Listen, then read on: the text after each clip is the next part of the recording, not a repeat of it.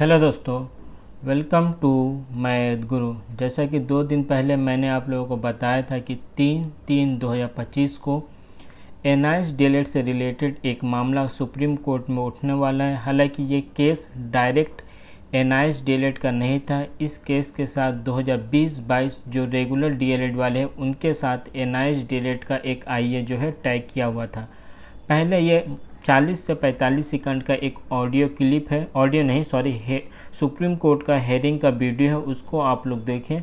उसके बाद सारी बातों पर डिटेल्स में आप लोगों के साथ चर्चा करूंगा।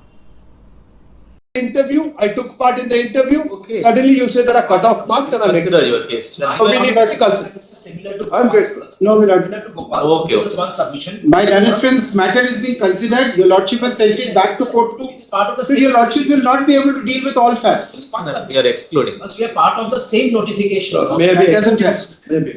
And our problem was the equivalence of 18 months to months. All right. And that has been referred to by report number 2 by my lords. Okay. Therefore, we only need to be protected.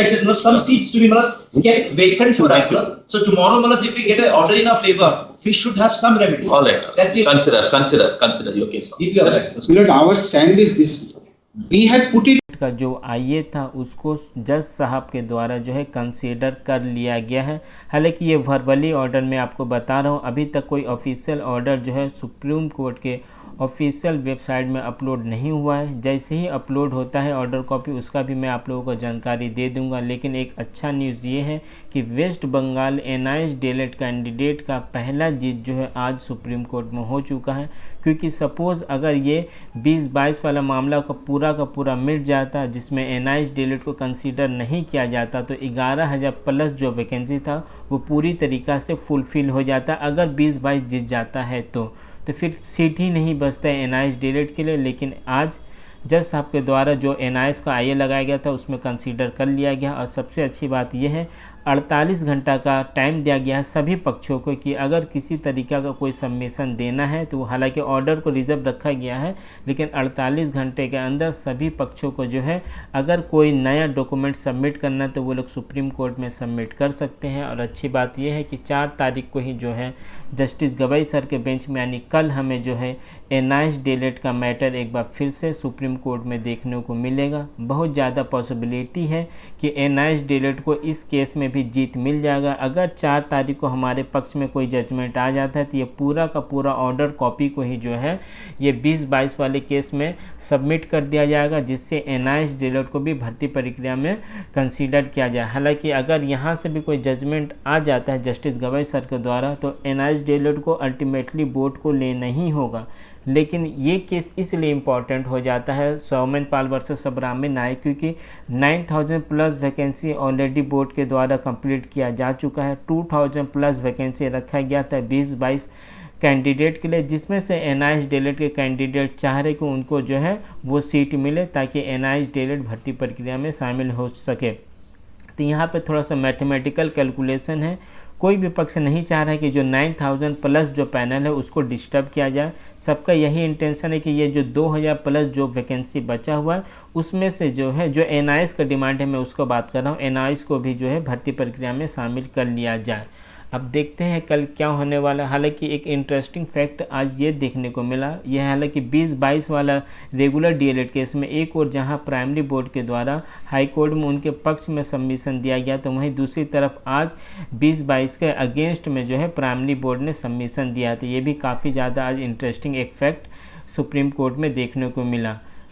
कल आखिर इस case में क्या मोड़ आ गया ये भी देखना काफ़ी इंटरेस्टिंग होगा, क्योंकि मुझे जहाँ तक लग रहा है कल ही जो है एनआईएस डीएलएड का जो बिहार वाला मामला और आपका वेस्ट बंगाल वाला मामला पूरी तरीके से ख़त्म हो जाएगा। और उम्मीद ऐसा किया जा रहा है कि एनआईएस डीएलएड को जो है इस भर्ती प्रक्रिया में अल्टीमेटली बोर्ड को शामिल करना ही होगा। कल तक का वेट करिए, देर रात तक अगर इस केस से कोई नया अपडेट निकल के आएगा तो वो भी मैं आप लोगों को दे दूँगा, या कल हेयरिंग में क्या होगा। जिस तरह से आज मैंने आप लोगों को हेयरिंग का वीडियो आप लोगों के साथ साझा किया था उसी तरीक़े से कल भी हेयरिंग का वीडियो पहले आप लोगों के साथ साझा करूंगा, उसके बाद उस हेयरिंग में क्या क्या निकल के आया उसका भी मैं जानकारी आप लोगों को देने का कोशिश करूंगा।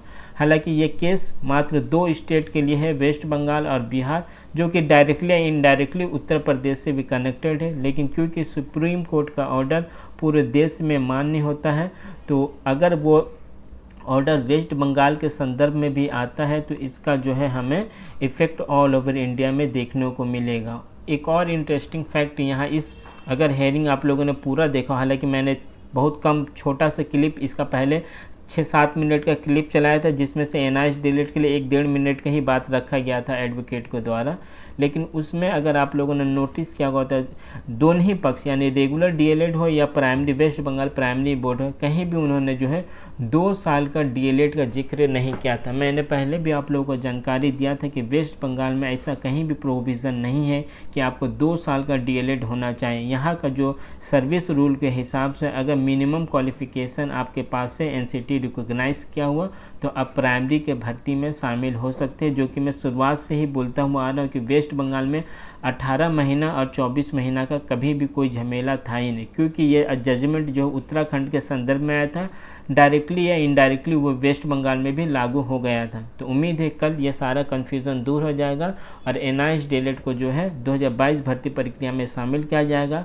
आने वाला अगर वैकेंसी किसी भी स्टेट में आता है इंक्लूडिंग वेस्ट बंगाल, तो एनआईएस डीएलएड को किसी भी तरीक़ा का कोई भी परेशानी होने वाली नहीं है। तो इसके लिए आप लोग निश्चिंत रहें, डिग्री पूरी तरीके से वैलिड है। ये लड़ाई जो लड़ी जा रही है किस तरह से एनआईएस डीएलएड को ऑन गोइंग भर्ती में शामिल किया जाए उसी के लिए है। जिस तरह से वेस्ट बंगाल सरकार और उत्तराखंड सरकार हाई कोर्ट में मिसलीड करने का कोशिश कर रहा था, या सुप्रीम कोर्ट का जो दूसरे बेंच में जब ये केस लगा था उस समय भी बोर्ड के द्वारा मिसलीड किया जा रहा था कि ये जो जजमेंट आया जस्टिस गवाई सर का 10 दिसंबर को वो सिर्फ और सिर्फ गवर्नमेंट टीचर के लिए आया है। तो कल वो भी दूध का दूध और पानी का पानी हो जाएगा, क्योंकि इसका पहले भी वेस्ट बंगाल सरकार की तरफ से इस बात का ऑब्जेक्शन लगाया गया था कि ये जो डिग्री है जो सिर्फ सरकारी टीचर के लिए कि प्राइवेट टीचर के लिए, इस ऑब्जेक्शन को 10 दिसंबर वाले दिन भी जो है जस्टिस गवाई सर के द्वारा पूरी तरीक़ा से दरकिनार कर दिया गया था। तो उम्मीद है कल भी यही होगा और मुझे यहाँ तक ऐसा महसूस हो रहा है कि कल 4 तारीख को बिहार और आपका वेस्ट बंगाल का जो एनआईएस डीएलएड का मामला पूरी तरीके से सुलझ जाना चाहिए। बाकी कल हेयरिंग के बाद इसी तरीक़ा से आप लोगों के साथ सारी डिटेल्स में आप लोगों के साथ चर्चा करूँगा। चैनल पर नए हैं तो चैनल के साथ बने रहें। Thank you.